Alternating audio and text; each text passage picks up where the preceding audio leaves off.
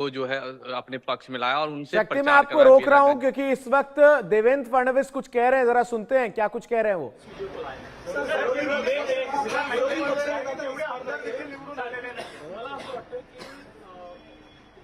लोकशाहीमध्ये एक चांगला विरोधी पक्ष असणं हे गरजेचं आहे। त्यामुळे जे काही विरोधी पक्षाचे लोक निवडून आलेले आहेत त्यांचा आम्ही सन्मान करू। त्यांचा आवाज छोटा असो की मोठा असो, ते ज्या योग्य गोष्टी सांगतील त्या योग्य गोष्टींवर आम्ही त्यांना प्रतिसाद देऊ।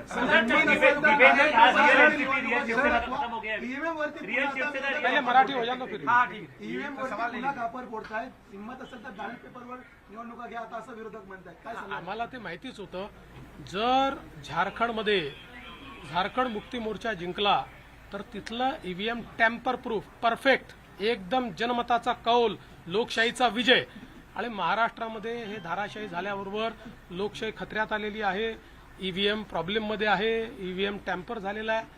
मला असं वाटतं की कुठेतरी अशा परिस्थितीमध्ये आत्मचिंतन केलं पाहिजे आणि खरी कारणं काय आहेत। मला काय त्यांना सल्ला द्यायचा नाही आहे, मी तेवढा मोठाही नाही आहे, पण कधीतरी त्यांना खरी कारणं काय आहेत याचा विचार करावा लागेल। मुख्यमंत्री पदाची स्वप्न पाहिली असे राष्ट्रवादी आणि काँग्रेसमधल्या बड्या नेत्यांचे या विधानसभा निवडणुकीमध्ये पराभव झालेला आहे। असं लोकशाहीची हीच खरी मला असं वाटतं गंमत आहे की लोकशाहीमध्ये कोणाला जनता डोक्यावर घेईल आणि कोणाला जनता धाराशाही करेल हे सांगता येत नाही। या निवडणुकीने पुन्हा एकदा ते दाखवून देईल।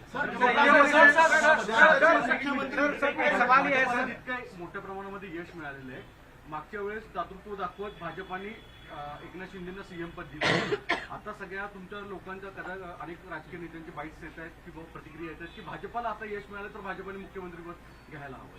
साहेब, या बाबतीत माननीय अमित भाई शहांनी प्रेस कॉन्फरन्समध्ये क्लिअरली सांगितलेलं आहे, मुख्यमंत्रीपद हे कुठल्या निकषावर नाही, मुख्यमंत्रीपद तीनही पक्षाचे नेते एकत्रित बसून ठरवतील। एकनाथराव शिंदेजी त्यांच्या पक्षाचे राष्ट्रीय अध्यक्ष आहेत, अजितदादा त्यांच्या पक्षाचे राष्ट्रीय अध्यक्ष आहेत आणि आमचे जे राष्ट्रीय अध्यक्ष आहेत त्यांना आमचं पार्लमेंटरी बोर्ड हे ऑथराईज करतं। ते बसून जो निर्णय घेतील तो निर्णय असेल, कुठलाही वाद नाही आहे, कुठलाही विवाद नाही।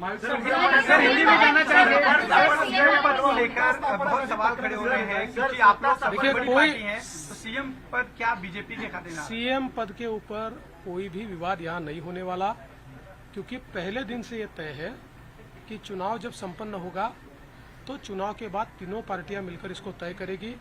हमारे नेता आदरणीय होम मिनिस्टर साहब ने प्रेस कॉन्फ्रेंस में ये बहुत स्पष्ट शब्दों में बताया है कि चुनाव के बाद तीनों पार्टियां बैठेगी और इसका निर्णय करेगी। अभी मैं ऐसा मानता हूं कि हमारे एकनाथ शिंदे जी उनके पार्टी के अध्यक्ष हैं, अजित पवार जी उनके पार्टी के अध्यक्ष हैं, और साथ में हमारे पार्टी के जो राष्ट्रीय अध्यक्ष हैं उनको हमारा पार्लियामेंट्री बोर्ड ऑथराइज करता है। तो ये लोग बैठकर एक उचित निर्णय करेंगे, हमारे वरिष्ठ नेताओं से बातचीत करेंगे, हमारे पार्लियामेंट्री बोर्ड से बातचीत करेंगे, जो निर्णय होगा वो सबको मान्य होगा, इसमें कोई विवाद नहीं।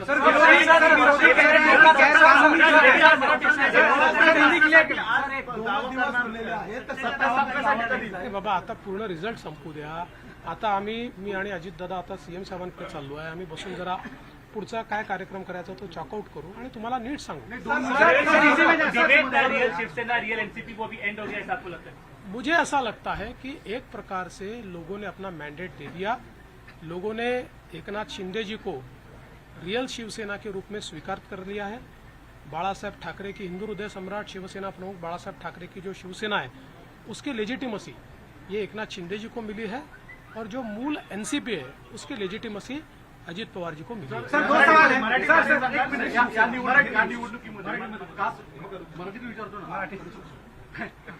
या निवडणुकीमध्ये कास्ट पोलरायझेशन करण्याचा प्रयत्न महाविकास आघाडीकडनं आवर्जून केला गेला, विशेषतः मराठवाड्यामध्ये आणि विदर्भामध्ये पण वेगवेगळ्या ठिकाणी अशा स्वरूपाचा प्रचार केला गेला। तरी देखील विदर्भ आणि मराठवाडा याच्यामध्ये प्रचंड भाजपला यश मिळताना दिसतंय। याचं प्रमुख ॲनालिसिस काय? मला असं वाटतं की जेव्हा वारंवार तुम्ही एका व्यक्तीला एका पक्षाला टार्गेट करता त्यावेळी तुम्ही जे टार्गेट करता त्यातली हवा पण निघून जाते आणि त्याची तीव्रताही कमी होते आणि लोकांना त्याचं सत्य समजतं। लोकांच्या मनात त्यानंतर एक प्रकारची सहानुभूती तयार होते, लोकांना लक्षात येतं की चुकीच्या पद्धतीनं टार्गेट केलं जात आहे। तसंच आम्हाला महाविकास आघाडीने ठरवून या ठिकाणी टार्गेट केलं, पण मला असं वाटतं की हळूहळू लोकांनी लक्षात आलं, कारण आमचा ट्रॅक रेकॉर्ड चांगला आहे, आम्ही नेहमी पॉझिटिव्ह काम केलेलं आहे, त्यामुळे आमचा ट्रॅक रेकॉर्ड पाहून लोकांनी या ठिकाणी मतदान केलं आहे. मराठा आरक्षण को लेकर ही सवाल है. या संदर्भामध्ये काय सांगाल, कारण की निकाल लागला आहे, त्या निकालात सुद्धा आहे. मला असं वाटतं की या निकालाने एक गोष्ट स्पष्ट केली आहे, हिंद हृदय सम्राट शिवसेना प्रमुख बाळासाहेब ठाकरे यांची शिवसेना ही एकनाथराव शिंदेजींची शिवसेना आहे, किंवा एकनाथराव शिंदेजी ज्या शिवसेनेचे प्रमुख आहेत तीच शिवसेना ही आता या ठिकाणी हिंदू हृदय सम्राट शिवसेना प्रमुख बाळासाहेब ठाकरे यांची आहे. त्याची लेजिटिमसी जी आहे ती आता एकनाथराव शिंदेजींकडे आलेली आहे. आणि तशीच राष्ट्रवादी काँग्रेसची लेजिटिमसी जनतेनं अजितदादा पवारांना दिलेली आहे. सर, तुम्हाला दोन फोन आले, एक मराठा सेनेचे आणि दुसरा तुमच्या मातोश्रींचा. काय नेमकं बोलणं झालं आईसोबत आणि अमित शहा? आईचा तर फक्त आशीर्वाद घेतला आहे, आईने आशीर्वाद दिलाय आणि अमितभाईंनी खूप आनंद व्यक्त केला आणि अमितभाईंनी या ठिकाणी आमचं अभिनंदन देखील केलं. सर, मराठा आरक्षण को लेकर बड़ा मुद्दा बना, इसके बावजूद आपकी पार्टी बड़ी जीत यहाँ पर हासिल करी. आपके ऊपर चूंकि एक तरह से आरोप हुआ, आपको अभद्र शब्दों में आपके खिलाफ जो है आलोचना करी गई, क्या ये उस वजह से मराठा आरक्षण का जो एक आंदोलन था वो फेल हुआ और जो मैंडेट था वो कहीं ना कहीं आप लोगों के फेवर में? देखिए, मैंने इससे पहले भी कहा था कि लोकसभा के चुनाव में हमको 43.6% मिले थे, उनको 43.9% मिले थे. तो अगर मराठा समाज ने हमको वोट नहीं दिया होता तो क्या हम 43.6% पर पहुंचते? मराठा समाज हमारे साथ था, है और रहेगा. ओबीसी समाज हमारे साथ था, है और रहेगा. सारे समाज. आज आप जब इसको डिसाइफर करेंगे, जब आप इसका विश्लेषण करेंगे तो आपके ध्यान में आएगा कि सब समाज हमारे साथ में. देखिए, हर समाज की अपनी इच्छाएं होती है, आकांक्षाएं होती है, लेकिन उनको ये भी पता होता है कि अपनी आकांक्षाएं पूर्ण करने के लिए प्रामाणिकता से काम कौन कर सकता है.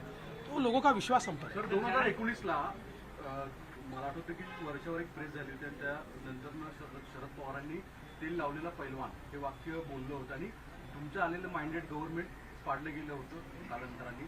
त्याचा बदला घेतलाय का आता? आणि तेल लावलेला पैलवान कुठलाही बदला मी घेतलेला नाही. राजकारणामध्ये जनता ठरवते कोण जिंकेल, कोण हरेल.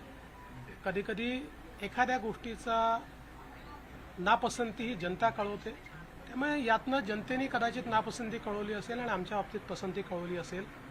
मला असं वाटतं की याला वेगळ्या पद्धतीने पाहण्याचं कारण नाही. आणि नंबर्स काय आहे याच्या आधारावर मी विरोधी पक्षाचं मूल्यमापन करणार. सर, एक सवाल ये है चाणक्य की नीतीवरतून जी चर्चा सुरू झालेली आहे, महाराष्ट्र चाणक्य म्हणून शरद पवारांचा उल्लेख वारंवार केला जायचा, आता महाराष्ट्र चाणक्य बदलला आहे. बदलला असेल तर मला माहीत नाही. फक्त मी एवढंच सांगू शकतो की मी तरी चाणक्य वगैरे काही नाही. मी भारतीय जनता पक्षाचा साधा कार्यकर्ता आहे.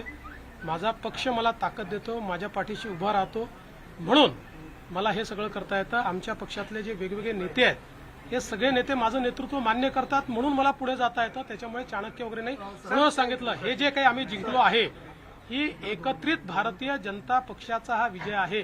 याच्यात देवेंद्र फडणवीसचं कॉन्ट्रीब्युशन हे फार लहान आहे.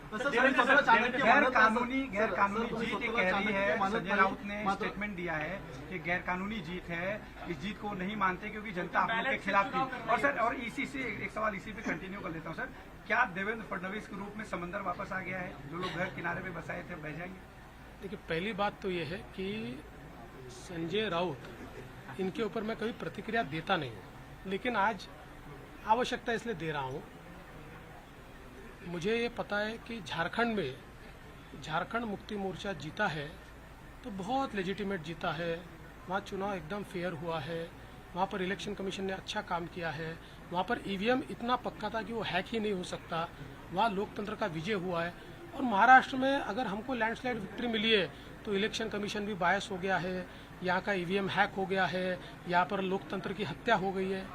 देखिए, कभी ना कभी आत्मचिंतन करने की आवश्यकता होती है. जो आत्मचिंतन नहीं करते जिंदगी में वो समाप्त हो जाते हैं. मुझे ऐसा लगता है कि कभी ना कभी आत्मचिंतन करना चाहिए, और इस प्रकार से वो बात करेंगे तो क्या लोगों का विश्वास बैठेगा? चलो, थैंक यू.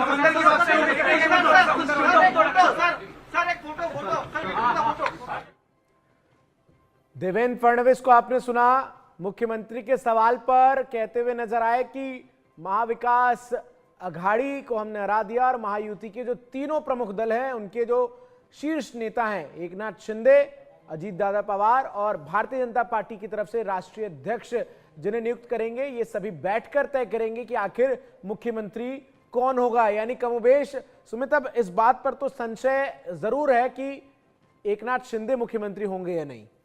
बिल्कुल ये संशय है और संशय होना भी चाहिए, क्योंकि ये आंकड़ा देखिए कि अब बीजेपी कहाँ है और शिवसेना शिंदे गुट और एनसीपी अजित गुट कहाँ है। स्ट्राइक रेट बीजेपी का बता रहा है और देवेंद्र फडणवीस एकमात्र चेहरा रहे।